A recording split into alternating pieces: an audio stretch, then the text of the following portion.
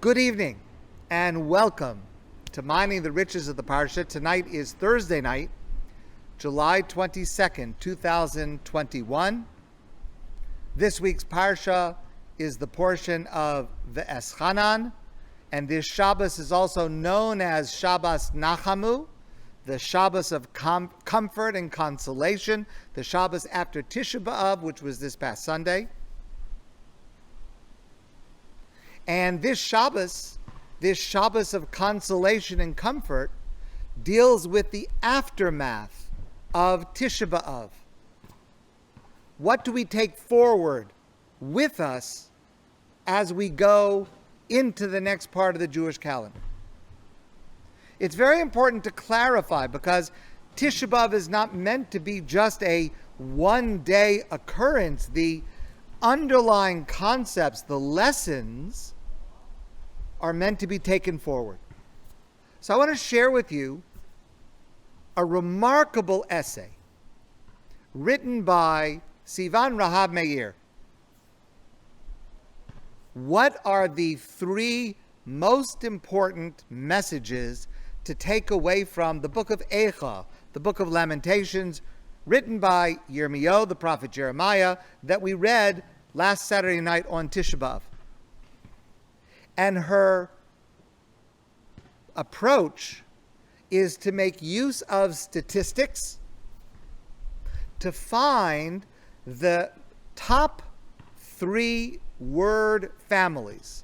So to do a statistical analysis of the work, and then to find which word families, that is, families where words and associated words with them, which groups of words occur most frequently, and those words will reflect in a very deep way the 3 most important messages that we are to take away from Tisha B'Av.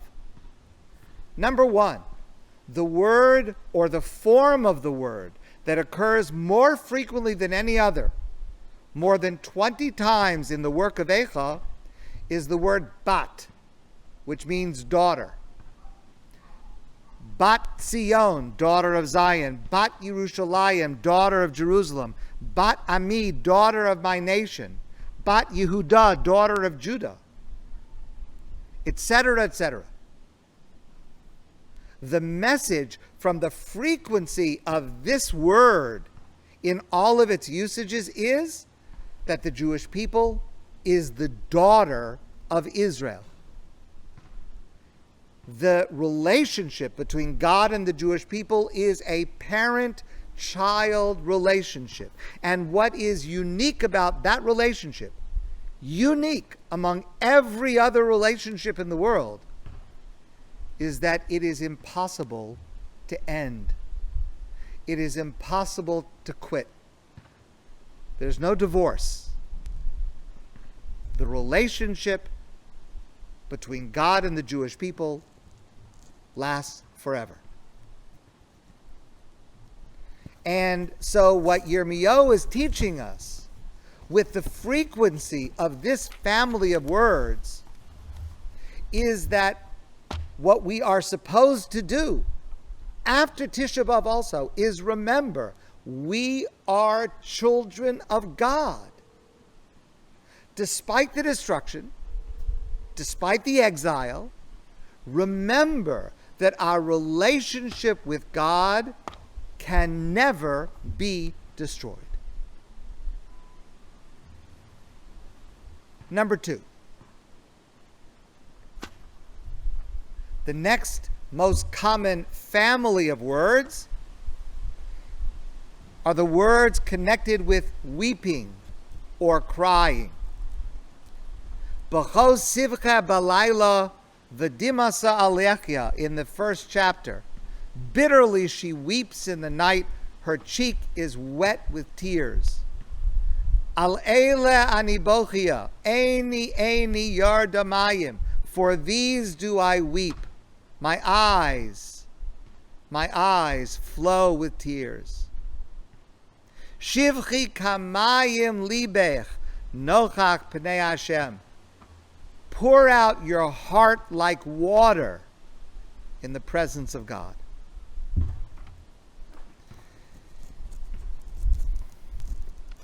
This is something that is difficult for many of us today. For many of us, weeping, crying openly, certainly publicly, for many of us is unnatural. It makes us uncomfortable, whether we are doing it or whether we are seeing someone else do it. But that's not the way it should be. We have to give ourselves permission to be human, to be afraid, to be sad, and to express that with tears. Recently, I was at a funeral. It was the funeral of an elderly woman. She had lived a full life. She had been sick for quite a long time. And at her grave, her daughter was sobbing loudly, distraught, unconsolable. Now, of course, that was completely appropriate. But I thought to myself, when was the last time I saw that at a funeral? When was the last time, and I really don't remember when, that I saw someone so consumed with grief that they were just yelling and crying and sobbing? But of course, that is natural. That is appropriate. It shouldn't be hard to think of the last time we either saw it or did it ourselves. It shouldn't be rare. And the message of Yirmiyahu is that we should be able to express our emotions with tears. Dr. David Pelkowitz gave an amazing presentation. And he said, tears can be evoked by many different stimuli. For example, a person can cry tears if they have an allergy. If you analyze the chemical makeup of tears that are a response to allergy, what you will find, he said, is salt and water. Sadness. When sadness leads to tears, the chemical composition of the tears is completely different. Because that kind of crying releases stress hormones. And it is helpful to the body and helpful to the mind. The truth is, our rabbis understood this in the Talmud. Our rabbis say, Igra de Hespeda, the benefit of eulogy. It's a little hard to think. We don't think about a eulogy as being something that has a benefit, a value. Yelula is the crying.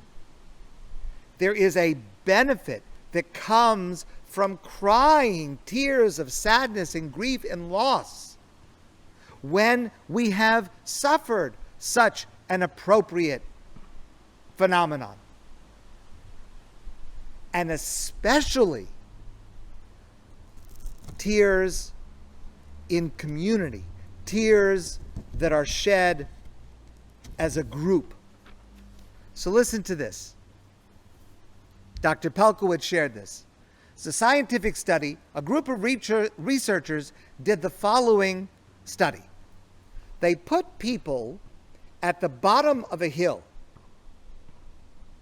and they asked them to estimate how high is the hill. Here's what they found. If the person standing at the bottom of the hill who was being asked to estimate how high it was, if that person was standing alone, the estimates were very, very steep. If someone was with them, the individual estimates were less steep. And the closer the other person is to their side, the less steep further it looks, and the less tired they feel walking up. Joining together in feeling the pain of others, to see it, to imagine it, to tie it together with other tragedies, it makes us more able to face it. And we should try, and I say this to myself as I say it to you, we should try to loosen ourselves, to allow ourselves to be able to feel the release of emotional tears when appropriate. The third family of words, the third most frequent family of words in the book of Eicha, this occurs 14 times, is connected to the word shuv, which means return. But here it's very interesting because of the 14 examples of the word or a form of the word shuv, to return, there is a development, a transformation in the meaning of the word from the beginning of the work until the end.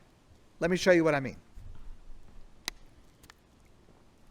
In the first chapter of Eicha, we have a verse. Paras reshes leraglai heshivani achar. He spread a net for my feet. He hurled me backward. Heshivani, pushed me back. Well, that's the word shuv, return or push back, but in a very negative way. It refers to God pushing us away, pushing us back, causing us to fall. That's a very negative usage of this word. In chapter 3, we find the same root word, but in a more optimistic tone. Nachbasa derachenu v'nachkora, let us search and examine our ways, v'nashuva ad Hashem, and let us return to God. Okay, this is a whole different direction. Now we're not being pushed back away from God. Now we're using the same word, the same root word, a different form of the same root word, to come closer to God. And then finally, at the very end, we have the famous verse, Hashivenu Hashem elecha v'nashuva chadesh yameinu kikedem. Hashivenu Hashem elecha, return us to you, God, v'nashuva, that we may be returned. Chadesh yameinu kikedem, renew our days like they were before. So we have the same word family that starts off in a very negative way, and it develops, it unfolds, it transforms into a very positive aspect. You may have remembered the end of the book of Eicha is quite interesting because there's the verse that I just read, Hashivenu Hashem elecha v'nashuva chadesh yameinu kikedem. That's not the last verse. That is the penultimate verse. There's one more verse. Ki im ma'os ma'astanu, you have utterly rejected us. Katzavta aleinu ad ma'od, you are exceedingly angry with us. That's the last verse of the book of Eicha. Now you may have noticed on Saturday night, our custom is we read the penultimate verse next to the last, Hashivenu. We read the last verse, and then we repeat the penultimate verse. So we say, Hashivenu Hashem, return us, God. Ki im ma'os ma'astanu, because you have rejected us. And then we end with going back to Hashivenu Hashem Elecha, return us to you, God. Why is that last, next to the last line, repeated? So one answer is, we don't like to end a work on a bad note. The last pasuk, you have rejected us, you're angry with us. Is that how you end off the work? It's too frightening, it's too upsetting to end off on that note. We have one more verse, we repeat the penultimate verse to end off on a note of optimism. Okay. That's the traditional answer. I heard Rabbi Mordechai Willig give the following answer based on an earlier source, a completely different way of understanding it. Rabbi Willig explains the last verse is actually a question. It's not a statement. The last verse is, Ki im ma'os ma'astanu, have you utterly rejected us, God? Katzavta aleinu ad ma'od, are you exceedingly angry with us? That's the question that we pose by the time we get to the end of the book of Eicha. And we answer that question. No. Hashivenu Hashem Elecha v'nashuva. Return us to you, God. Chadesh yameinu ki kedem. Renew our days. Renew our intimacy. These are three messages that stay with us today, this Shabbos, and going forward. The message that no matter what happens, we are the child of God, and that relationship can never be broken no matter what else happens. The message that we should be able to express our emotions openly as a way of helping ourselves. And the lesson that God never rejects his people. God always wants us to come closer. Okay. Let's move now to our Parsha. This week's Parsha, the Parsha of Eschanan, famously contains the Aseret Dibros, the Ten Commandments. Of course, it is a repetition, because you remember back in the book of Shmos, in the Parsha of Yisro, that was the narrative of the Jewish people standing at Mount Sinai, and God spoke the Ten Commandments to the entire Jewish people. Now, in our Parsha of Eschanan, at the end of 40 years later, Moshe is reminding the Jewish people of that event, and Moshe is quoting what God had said at that earlier event. And so Moshe repeats God's words of the Aseret Dibros, the Ten Commandments. The only problem is there are some slight discrepancies in the text between the first version and the second version. For example, one of the more famous ones, in the first version, in the book of Shemos, the fourth of the Ten Commandments begins with the words, Zachar es Yom HaShabbos l'kadsho. Remember the Sabbath day to keep it holy. The mitzvah of Shabbos. In our Parsha, the fourth commandment begins, Shamor es Yom HaShabbos l'kadsho. Guard or protect the Sabbath day to keep it holy. The rest of the wording is the same, but that first word, they're two different words. So how is it possible that there should be such a discrepancy? I mean, Moshe is quoting what God said. God clearly said something. How is it that we can't get the quote right? So our sages explain that it is not actually an inconsistency. It's not a contradiction. Rather, and this is to quote from the words that we say on Friday night during Kabbalat Shabbat, when we say L'chadodi, we say, Shamar v'zachar b'dibor echad. the word shamar and the word zachar were said by God, something that is not possible for a human being to do. They were said by God simultaneously. God said two words at the same time.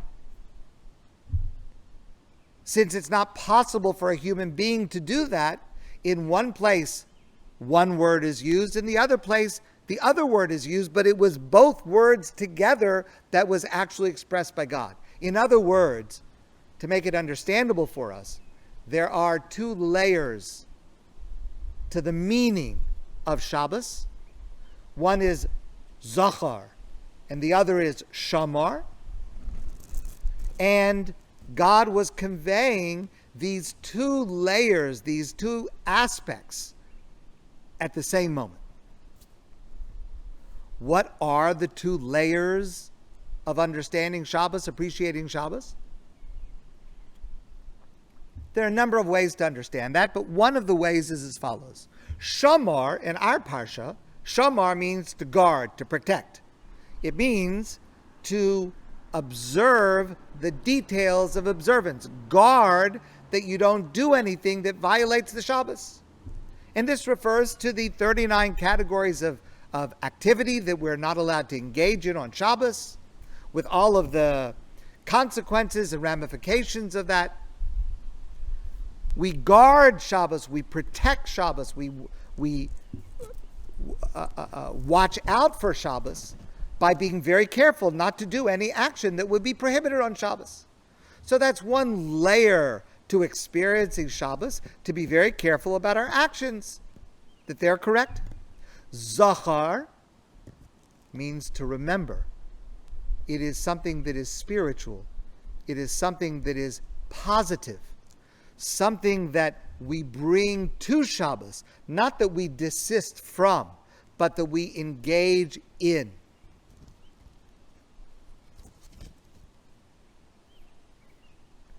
On Friday night, after the service of Kabbalat Shabbat, and just before Ma'ariv, the evening service, so just as Shabbos is beginning, all Jews in synagogue have the custom to say a prayer that relates to Shabbos. However, not all Jews say the same prayer. Among Ashkenazic Jews, the prayer that is said is Bame Malikin. Bame Malikin or Bame E Malikin, which is actually not a prayer, it is a session of study. It is the second chapter of the tractate of Shabbos that deals with the laws of lighting Shabbos candles. What wicks are we allowed to use to light Shabbos candles? What oils are we allowed to use? What we're not allowed to use, because we're not allowed to touch the lights. We don't want to do anything that might cause the lights to go out. We don't want to be tempted and forget and make a mistake and relight the Shabbos light. So what are the details of how we light the Shabbos candles in order not to violate the laws of Shabbos? And it is relevant because it's at the moment when Shabbos starts, which is the time that we light Shabbos candles. So around the time that we light Shabbos candles, we review all the rules. We review all the laws concerning lighting the Shabbos candles. Using the terminology that I'm using, I would say that is an expression of shamar es yom ha-Shabbos l'kadsho. Guard the Shabbos day to keep it holy. Protect it. Make sure that you're doing it correctly and not violating it in any way. Many Sfardim and some Hasidim say a different prayer. And this prayer is a passage from the Zohar, the classic work of Kabbalah, Jewish mysticism.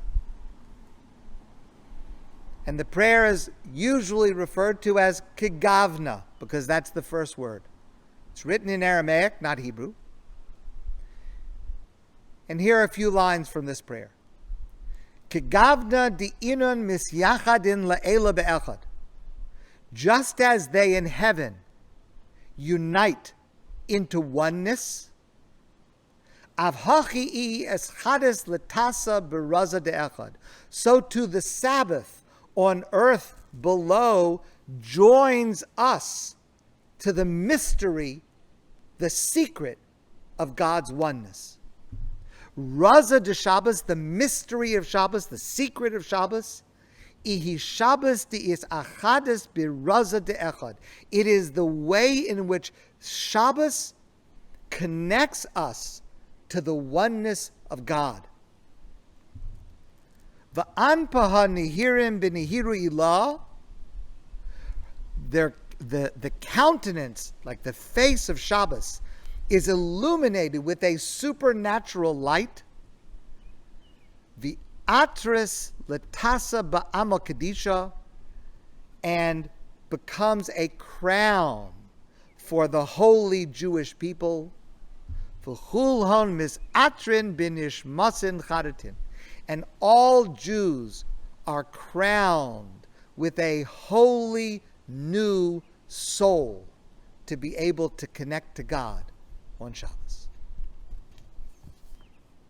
That's an expression of Zachar es Yom HaShabbos L'Kadsha, of remembering, of a spiritual connection, of an awareness of what Shabbos is supposed to do for me. Where is it supposed to bring me? How does it bring me closer to God? What am I supposed to feel like spiritually? The Rav Soloveitchik, used to say that prayer, which again, I'm an Ashkenazic Jew, I don't say that prayer on a regular basis. That prayer, says the Rav, is the highest expression of the essence of Shabbos. Personally, I feel that prayer very deeply. Whenever I am in a place and the custom of that place is to say that prayer, it resonates with me. The truth is, we need both. The truth is that the prohibition of work, shamar, is necessary to create the space so that we take away the distractions so that we can engage in the holiness and the feelings of oneness and the intimacy with God. The feelings of oneness and remembering Shabbos and coming closer to God would not happen without being freed from all the other responsibilities that Shamar allows us. Either alone is insufficient. We need both. Rabbi Yehuda Amital, when he established his yeshiva just south of Jerusalem many years ago, he did something I've never heard of this being done anywhere else.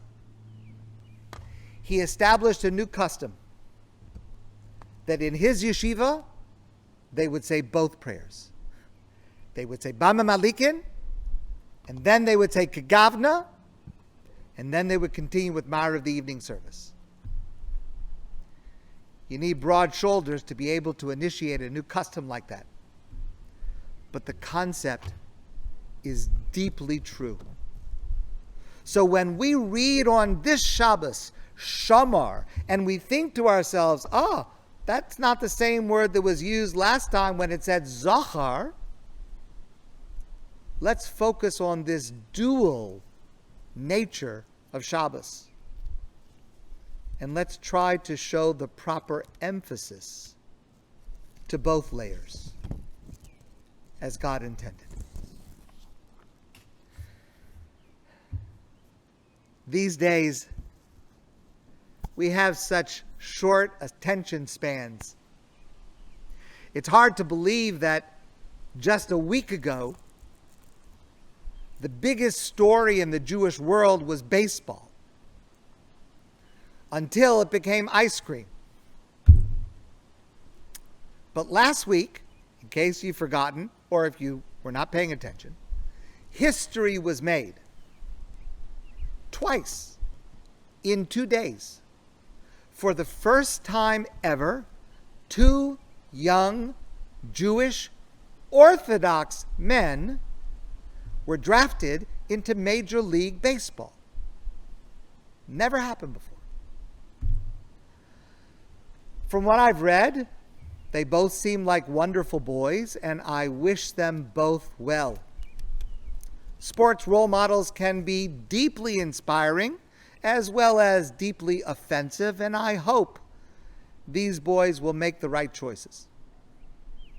Both of these boys are from modern Orthodox backgrounds. One of the boys said he will not play on Shabbos or Yom Tov because he is a Shomer Shabbos person. He's an Orthodox boy. And his team, the team that drafted him, agreed to this condition of his employment. Now that's amazing. It has never happened before. That is really something to celebrate. That is something to hold up, for example, to our kids or our grandkids and to say, see, a Shomer Shabbos Jew, you can accomplish anything in the wider world and still benefit from the beauty of Jewish tradition. There's no contradiction. There's no inconsistency. That's really beautiful. The other boy said that he will play on Shabbos, but he will insist on sleeping near the stadium so that he won't have to travel on Shabbos. And he only eats kosher food, so if he goes to a city that does not have kosher food, he will bring his own. And this is also a noble accomplishment. It's not right, but it is noble, and it's inspiring for many people to keep as much as you can. Even if not perfect, still it's very good. Every mitzvah is a mitzvah. It's still inspiring to see someone struggling to do what's right and realizing, even if I'm not perfect, but I'm at least going to try as much as I can. That is also noble and admirable and inspiring. So I don't want to criticize this second boy.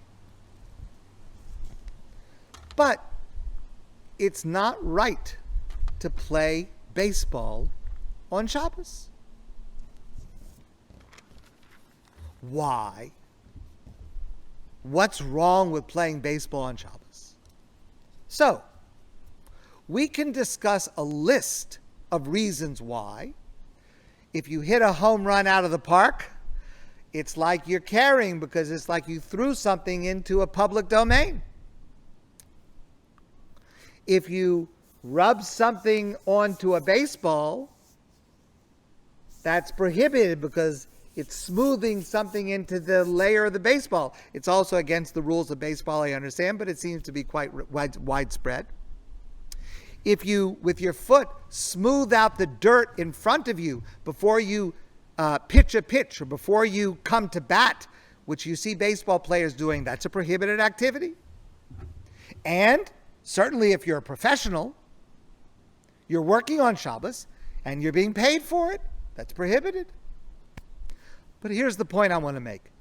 Even if you sleep close by and you're inside a stadium, so it's like an Eruv, so there's no prohibition of carrying or throwing inside the stadium, even if you come up with a solution for each one of those details,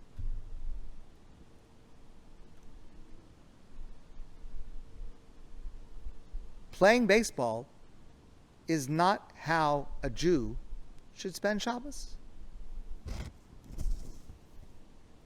Even if you could figure out an answer to all these shamar issues, it is completely lacking in the zachar issues. Playing baseball will never lead to is achadis letasa beraza de'echad, allowing the Sabbath to join together with the mystery of God's oneness. It will not express Raza de Shabbos, the secret of Shabbos that binds us to the oneness of God. And it will not crown us with a new elevated soul. We cannot have a meaningful Shabbos without shamar, the rules, the protections. And we cannot have a meaningful Shabbos without Zachar, without remembering the reason that the other activities are prohibited to us in order to allow us the room, the spiritual room, to move closer to God. Without that, Shabbos just is not working.